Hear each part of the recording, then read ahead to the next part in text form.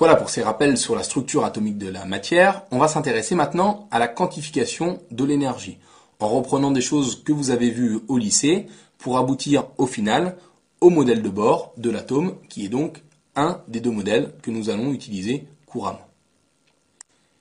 Au niveau de l'interaction matière-rayonnement, Planck et Einstein ont travaillé sur ces interactions matière-rayonnement, et Planck a énoncé que les échanges d'énergie entre la matière et le rayonnement monochromatique de fréquence nue ne peuvent se faire que par des quantités définies d'énergie, qu'on va appeler des quanta. Einstein a énoncé, lui, qu'un rayonnement monochromatique de fréquence nue était en fait un flux de particules qu'on appelle les photons. On a une relation entre l'énergie d'un photon et la fréquence d'un rayonnement nu. L'énergie, c'est égal à h fois nu, où h est la constante de Planck. Étant donné que la fréquence nu, c'est aussi la célérité, c'est-à-dire la vitesse de la lumière dans le vide sur la longueur d'onde lambda, on a également la relation E égale hc sur lambda. Dans cette relation, le produit h nu est appelé quantum d'énergie. Les échanges dont parle Planck entre la matière et le rayonnement, peuvent se faire par absorption ou émission. Lorsqu'on a absorption d'une radiation monochromatique de fréquence nue, on a en fait absorption d'un photon d'énergie h nu. Prenons l'exemple d'un électron situé sur un niveau d'énergie E1. Par absorption d'un photon, il va pouvoir monter au niveau d'énergie E2. L'énergie de l'électron augmente par absorption de ce photon, et le photon absorbé a une fréquence bien déterminée. Le produit de sa fréquence fois la constante de Planck h correspond à la différence d'énergie E2 moins E1. Le phénomène inverse est observable à l'émission. En ce qui concerne l'émission d'une radiation monochromatique de fréquence nue, ça correspond à l'émission d'un photon d'énergie h nu. Je considère un électron sur un niveau E1 de départ, avec cette fois le niveau E1 plus haut que le niveau E2. L'électron va pouvoir émettre un photon. L'énergie de l'électron va alors diminuer par émission de ce photon, et la fréquence du photon émis suit la relation E1 moins E2 est égal à h nu. Lorsqu'un photon est absorbé pour qu'un électron passe d'un niveau E1 à un niveau plus haut E2, on dit qu'on excite l'électron.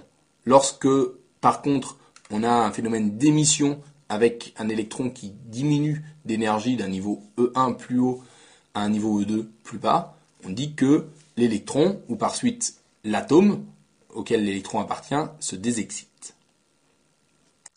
Au lycée, vous avez étudié des dispositifs de dispersion vous permettant par exemple d'étudier le spectre de la lumière blanche. Vous avez trouvé un spectre continu.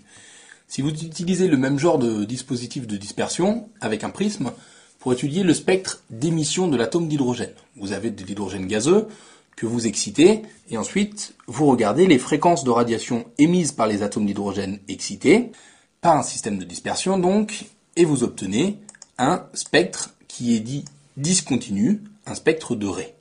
Ceci s'explique par le fait que les fréquences des radiations émises par ces atomes d'hydrogène préalablement excités, en fait c'est l'électron des atomes d'hydrogène qui était excité, les fréquences ne peuvent prendre que certaines valeurs.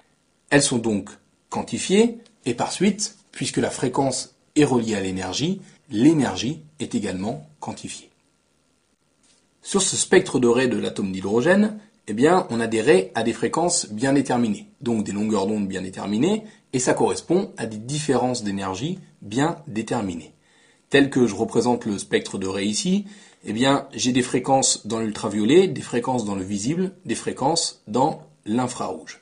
Ici, les valeurs de 750 nanomètres et 400 nanomètres, un nanomètre étant égal à 10 puissance moins 9 mètres, sont relatifs aux longueurs d'onde, mais on peut facilement transformer cette notion de longueur d'onde en fréquence par la relation nu égale c sur lambda.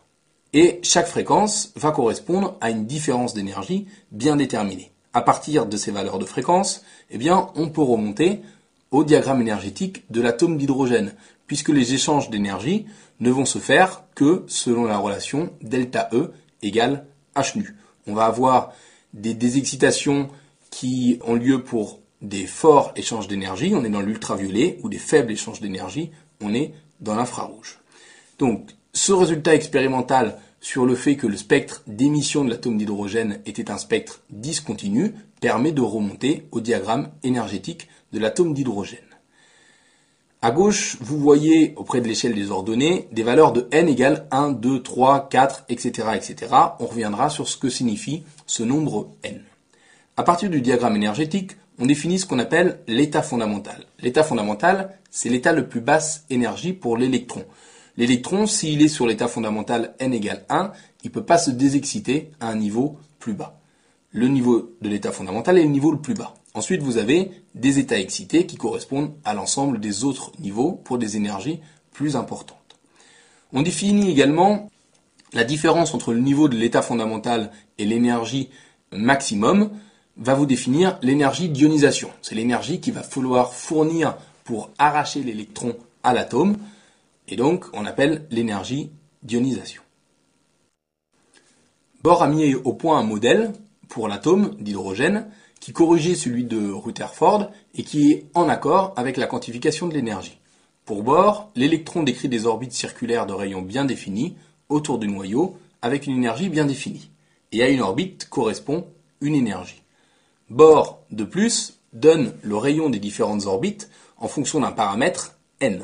Le rayon, c'est A0 fois n carré égale à 53 fois n carré en picomètre, où A0 est ce qu'on appelle le rayon de Bohr.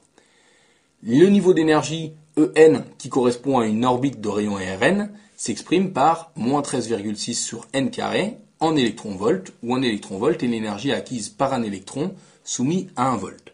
Et ça vaut au niveau conversion 1,6 10 puissance moins 19 joules.